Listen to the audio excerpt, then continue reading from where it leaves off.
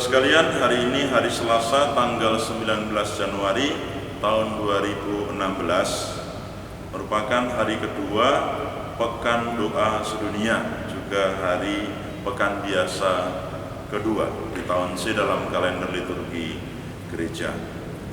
Seperti saya katakan dalam renungan kemarin, bahwa hari ini pun kita masih juga berbicara tentang hari Sabat.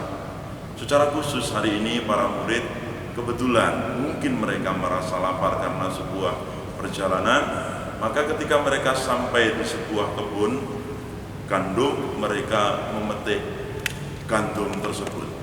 Dalam teks Injil lain, mereka kemudian mengupasnya lalu memakannya. Dan ini tentunya saudara sekalian menjadi batu sandungan bagi orang-orang Yahudi yang selama ini mentaati peraturan hari Sabat begitu detailnya.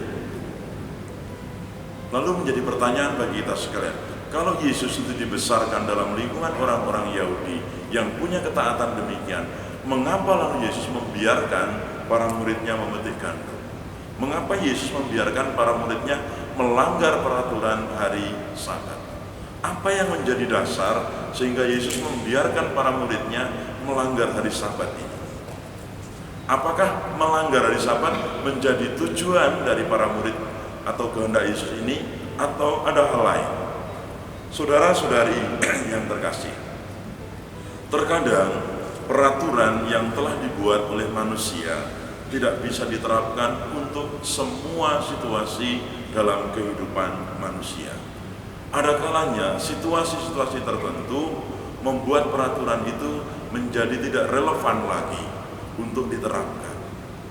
Di dalam Injil, salah satu yang ditekankan di dalam Injil hari ini tidak lain adalah tatkala hidup dan kemanusiaan itu sendiri mulai terancam, maka peraturan itu sebenarnya menjadi bisa dilanggar.